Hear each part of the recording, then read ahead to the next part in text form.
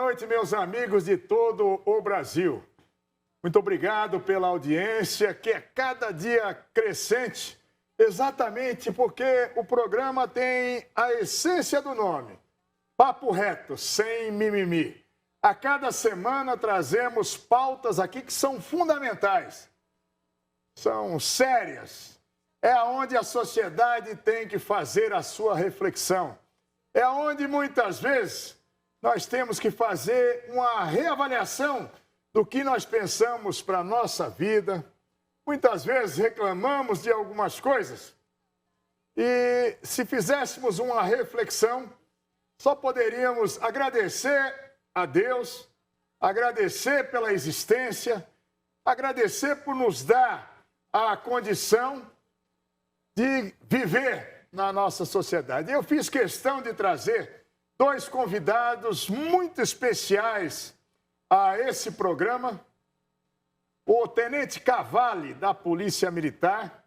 Tenente Cavalli, que uma carreira brilhante na Polícia Militar, um dos maiores ícones na sua geração, sofreu um acidente que lhe restou sequelas físicas, mas, ao contrário de se quedar, acabou se tornando um grande símbolo de luta, alguém que defende hoje, que participa, estimulando esportes paralímpicos. E também um jovem, um amigo meu muito jovem, que é o Lucas Carvalhal. O Lucas não tem 14 anos de idade, vai fazer ainda em maio 14 anos de idade. O Lucas nasceu com alguns problemas, teve fazer 5 cirurgias, mas o ânimo contagiante desse rapaz é uma coisa que, aonde ele está, é momento de alegria, é momento de torcida, e ele enveredou pelo esporte. Ele partiu pelo basquete, foi pela natação e se encontrou no tênis de mesa. E olha, Lucas acabou sendo campeão em 2019, 13 anos de idade. Foi campeão brasileiro já na categoria adulta. E é uma das grandes promessas para os Jogos Paralímpicos de Paris em 2024. Logicamente, isso precisa de apoio, isso precisa de incentivo. Quero dizer aqui a milhões de pessoas que nos acompanham todos os domingos, a iniciativa privada, dá aquele alerta para o governo, a gente lá pelo Senado tem que fazer a nossa obrigação de incentivar, apoiar e patrocinar os esportes paralímpicos. Eu começo com o Tenente Cavalli. Cavalli, muito obrigado por você estar com a gente aqui no programa. Eu queria que você sintetizasse aí a sua história de vida e como é que nós chegamos nesse momento de você ser uma pessoa referência na defesa dos esportes paralímpicos, você que é uma referência para as pessoas, no que as pessoas muitas vezes chegam ressentidas, falam, olha, mas você sofreu um acidente, eu já conversei com você antes, e a gente sai renovado e dizendo, nós temos que lutar na vida. Obrigado por você estar com a gente, viu? Senador, eu que agradeço, para mim é uma grande honra estar aqui no programa, estar aqui com o senhor, e estar também com o Lucas, honra dupla para mim. E, como o senhor falou, eu sofri um acidente em 2004, um acidente de trânsito. Na época, eu estava indo participar de uma prova esportiva, uma maratona, junto com outros... Você ia correr uma maratona, né? Exatamente. Ele estava indo para fazer uma prova de 42 quilômetros. O cara é fera. Eu estava indo com outros policiais, cada um no seu carro, mas naquele dia aconteceu, infelizmente, de ocorrer um acidente. Mas, como o senhor falou, né, eu acho que nenhum de nós aqui pode se entregar, né? A gente tem que continuar em frente, isso é muito importante para nós e para aqueles com quem a gente convive, né, Major?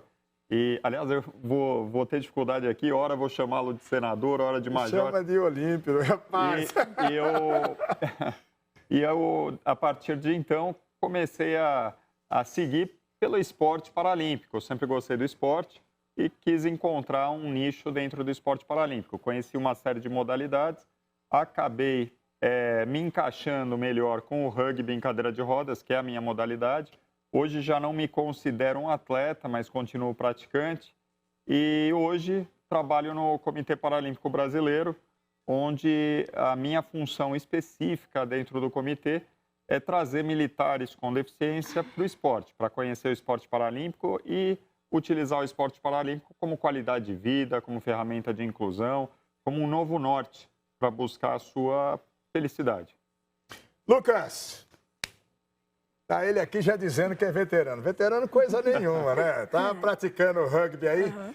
E você, rapaz, que eu conheço você desde menininho e cada vez você dá mais orgulho pra gente. Não é só porque se tornou um campeão, não. Você é um campeão da vida. Como é que você se sente hoje? Você, desde muito novinho, teve que fazer 5 cirurgias. Mas você, com a tua família, você sempre um cara animado. Qual é o recado que você dá para a juventude brasileira? Bom, primeiro eu queria agradecer de estar aqui, Major. E hoje é muito bom ser um atleta paralímpico, porque... Como é que eu posso dizer? Isso me deixa muito feliz, sabe? E eu queria dizer aos jovens que nunca desista, sabe? Do que se você tem que colocar uma meta para você e nunca desistir dela. Você pode passar por muitas dificuldades, mas nunca você tem que desistir dela. E uma coisa, Lucas. Como é que foi essa história de ali pelo basquete, pela natação e para você se encontrar pro tênis de mesa e se tornar essa referência assim? Como é que foi isso aí? Assim, eu sempre gostei de esporte, sempre. Eu me sentia muito bem quando eu fazia esporte, isso me deixava muito feliz. Aí eu tive que encaixar, né? Tive que me encaixar em algum esporte. Aí eu testei o basquete, que era um esporte, hoje ainda é um esporte muito popular, que todos os cadeirantes possível tentam. Aí eu sempre gostava muito de nadar, mas eu nunca gostei de competir em natação, sabe? Só gostava de me divertir mesmo. E o tênis de mesa eu sempre gostei de brincar com a minha família. Isso eu já vi, você com os seus primos é uma verdadeira zorra, né, menino? Ali todo mundo judiando de todo mundo o tempo todo, né? É bacana, né? Uma competitividade altíssima. Eles dizem que bate de você no tênis de mesa, mas eu nunca vi, né? Não. Já bateu muitas vezes, mas hoje não. Hoje não tem mais não, né? Agora que eu tô treinando, hoje não dá mais não. Mas antes alguns ganhavam de mim, sim. Tem que confessar. Cavali, me diga uma coisa. Também o exemplo de vocês, no momento do acidente, a recuperação, né? Como é que foi a cabeça para isso? Você que estava vivendo um momento muito intenso da vida e teve que reprogramar a vida. E como reprogramou? Você acabou dando uma lição para todos nós ao redor e todos nós que torcemos por você. Mas nada como o Brasil ouvir de você. Como é que foi? Como é que você conseguiu se superar tanto? Você demonstrou essa força interior, essa força espiritual tão grande para canalizar as suas energias, para reprogramar a vida.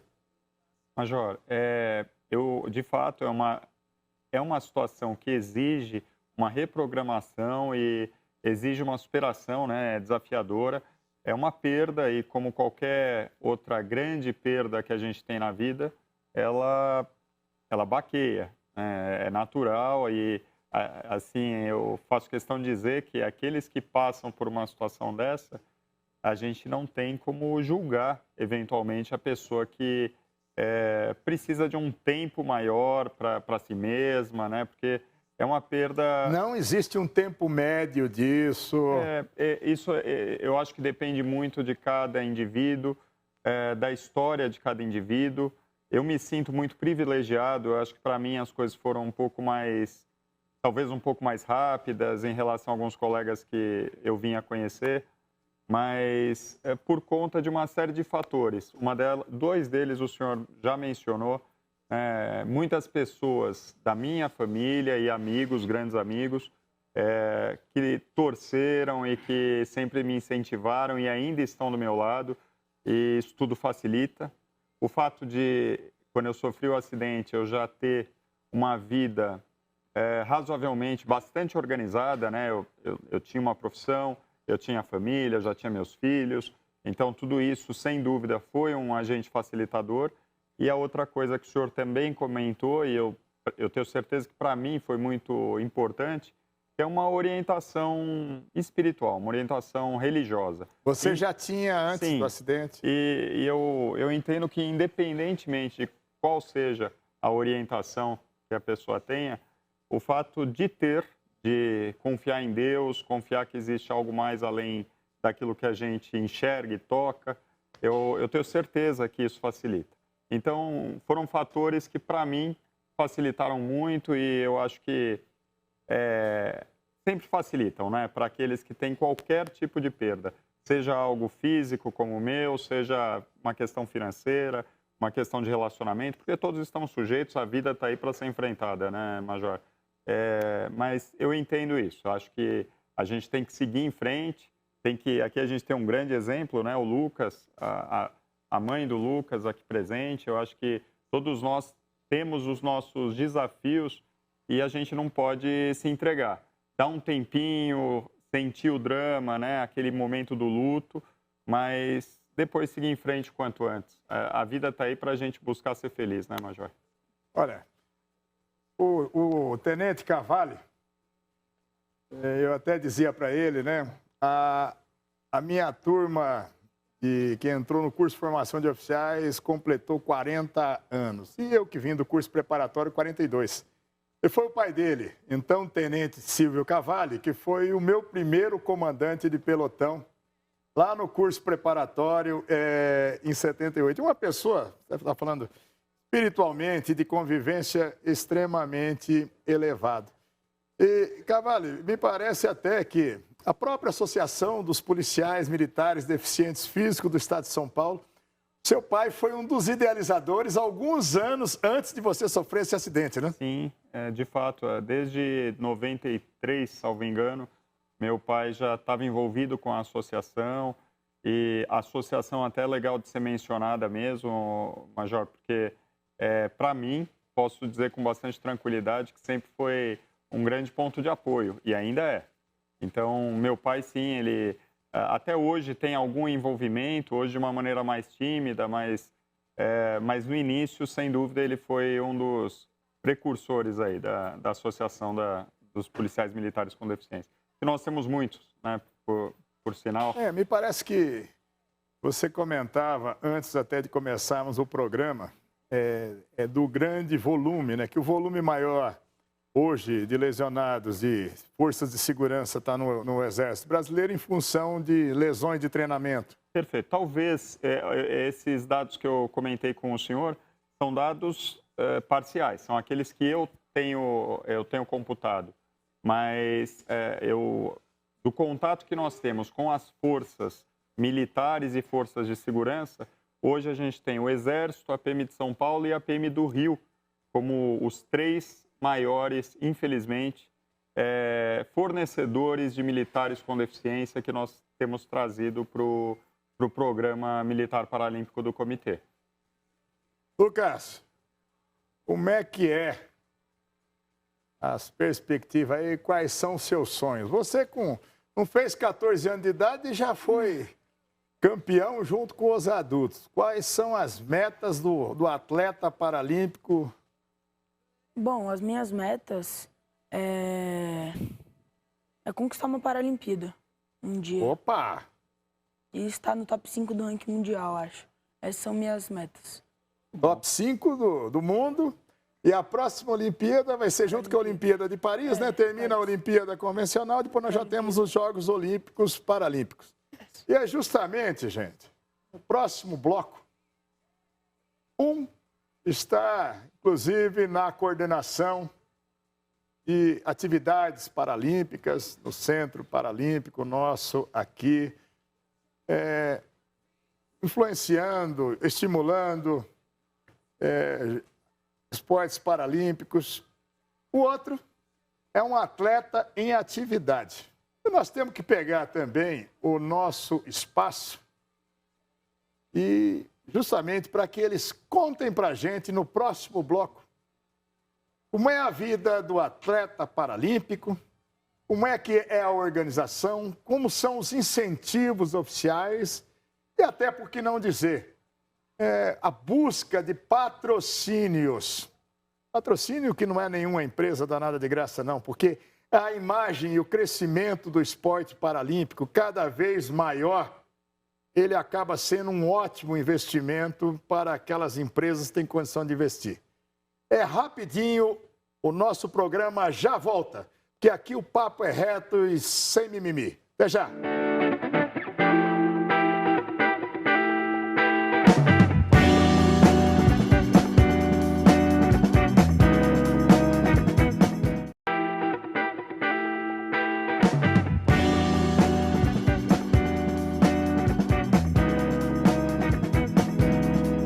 Estamos de volta com o Papo Reto Sem Mimimi.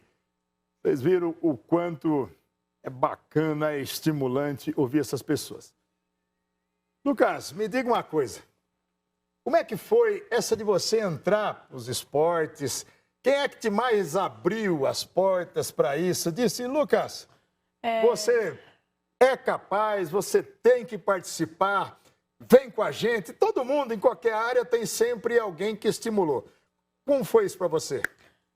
Para mim, quem mais me incentivou, quem mais me estimulou no esporte, né, foi o Rafael Moreira, o técnico da Seleção Brasileira de Tênis de Mesa Paralímpica.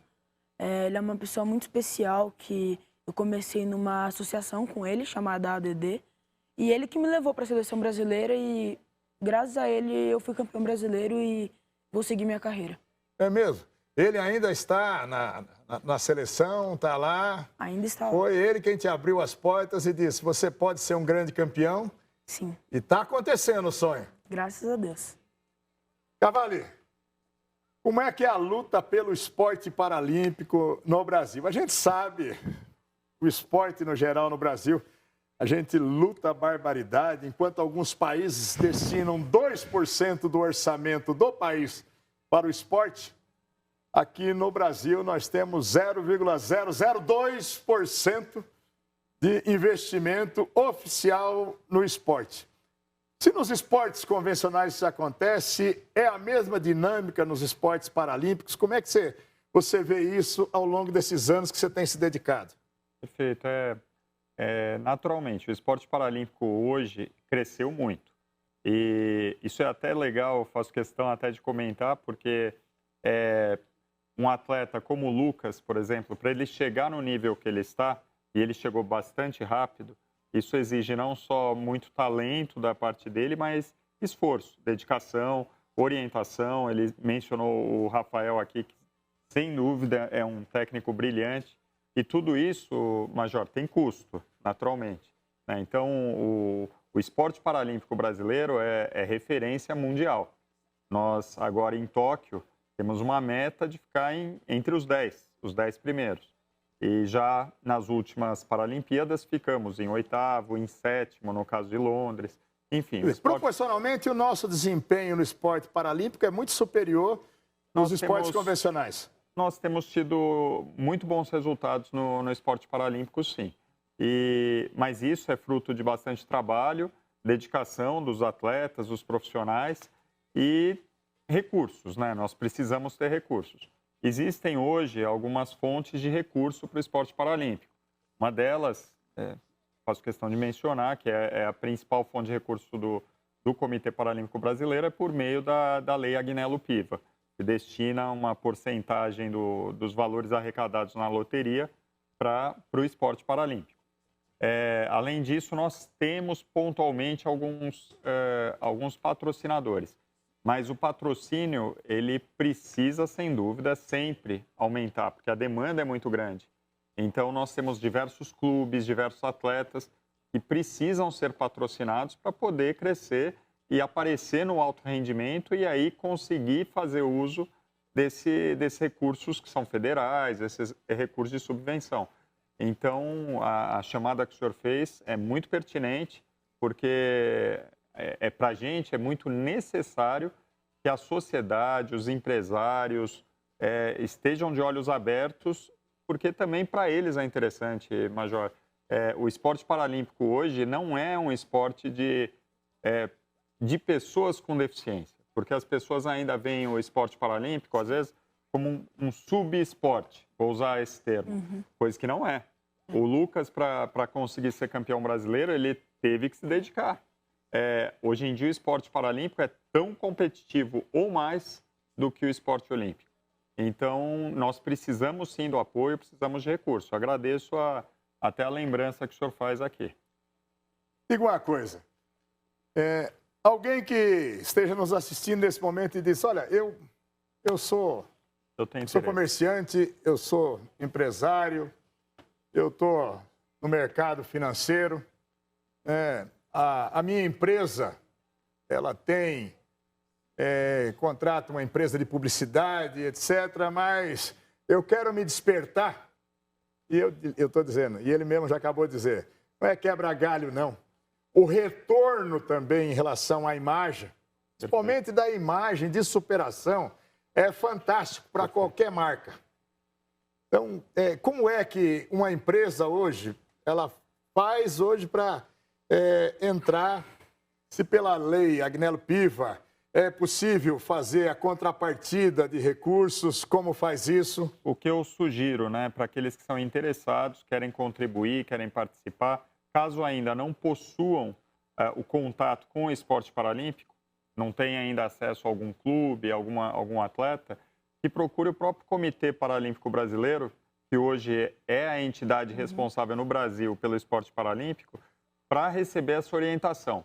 Onde que essa pessoa vai poder ter contato com os atletas que estão mais precisando, onde que ela vai poder encontrar os clubes que desenvolvem o esporte paralímpico no Brasil, porque apesar de muito desenvolvido e de ter como ser uma referência mundial, o esporte paralímpico ainda precisa ser mais, chegar ao conhecimento da população. Não é todo mundo que conhece a grandiosidade que está por trás do esporte paralímpico.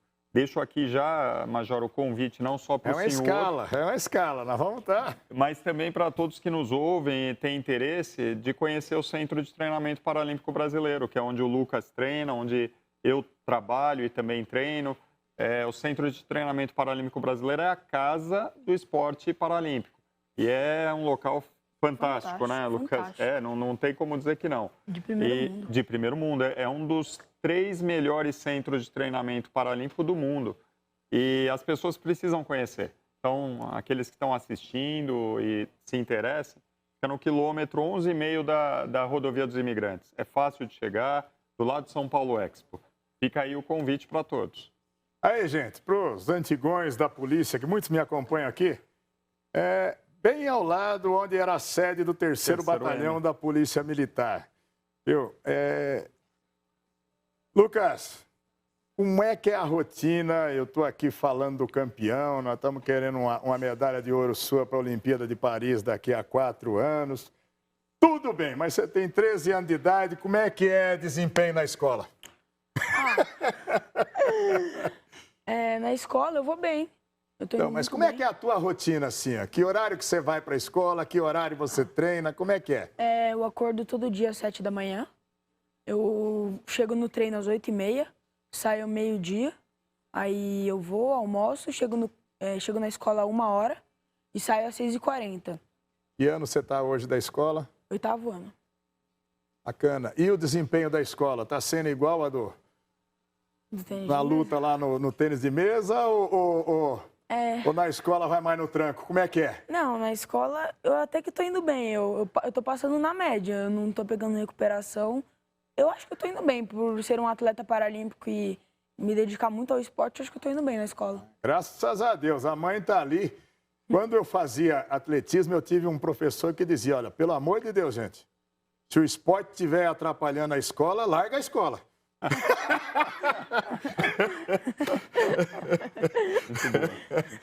Mas, Cavalli, eu gostaria que você deixasse as suas considerações finais. Eu adorei recebê-los aqui, ajudar na transmissão desse esforço.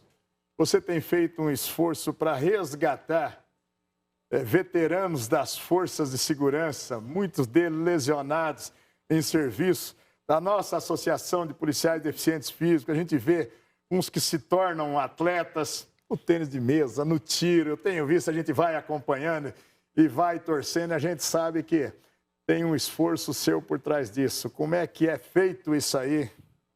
Major, eu gostaria de deixar, inclusive, o convite para aquele policial militar que tem deficiência ou eventualmente conhece algum colega que tenha deficiência, aquele militar, né, das forças, para vir conhecer o centro de treinamento. Então, não só os militares, mas todos aqueles que têm algum tipo de deficiência. A gente gostaria muito de recebê-los e mostrar as possibilidades que existem. O esporte hoje é o carro-chefe da inclusão, Major. A gente tem muitas formas e a pessoa não precisa ser atleta, cada um escolhe o seu caminho, mas a gente enxerga no esporte ainda hoje um caminho seguro para a pessoa que tem deficiência. Não que ela vá se tornar lá na frente um atleta, isso daí só vai depender dela, se ela vai se esforçar realmente, como é o caso do Lucas, e querer isso daí. Mas é qualidade de vida, é saúde, é inclusão. E por meio do esporte, ela vai criar recursos para ter uma vida plena. E é isso que a gente deseja para todos, deseja para a gente, e a gente quer que as pessoas tenham acesso a isso também. Então, venham conhecer o centro de treinamento, né, Lucas? Venham conhecer o Comitê Paralímpico Brasileiro. Tenho certeza que vai somar muito para cada um. Lucas, o seu recado para o Brasil, para a sua família, para as pessoas que te incentivam, para os teus amigos na escola, para os teus amigos que são atletas com você. Bom, eu queria agradecer primeiramente a Deus, né? Deus e Nossa Senhora. Queria agradecer você, Major, por me trazer aqui nesse programa. Queria agradecer o Major Paulo César também, que me ajudou muito. Eu queria agradecer minha família, meus amigos das redes sociais, que eu ainda não conheço. Queria agradecer a Janaína, que está me ajudando nas redes sociais, a conseguir patrocínio. Os meus amigos Jobim, que me patrocinam com tênis. A Clínica Acreditando Brasil, que me ajuda a reabilitação. E o Sérgio, da Alfamix, que me ajuda com a cadeira de rodas. Olha aí, minha gente. Lamentavelmente, eu digo, como diz o filósofo Venceslau, quando o papo é bom, o tempo avua, como diz a gente lá, o caipira. E foi maravilhoso, além de extremamente emocionante. Cavalli, muito obrigado de estar conosco. Lucas, muito obrigado de ser esse amigo, essa referência para todos nós. E no próximo domingo nós voltamos com mais um Papo Reto sem mimimi. Abraço a todos vocês. Até a semana que vem.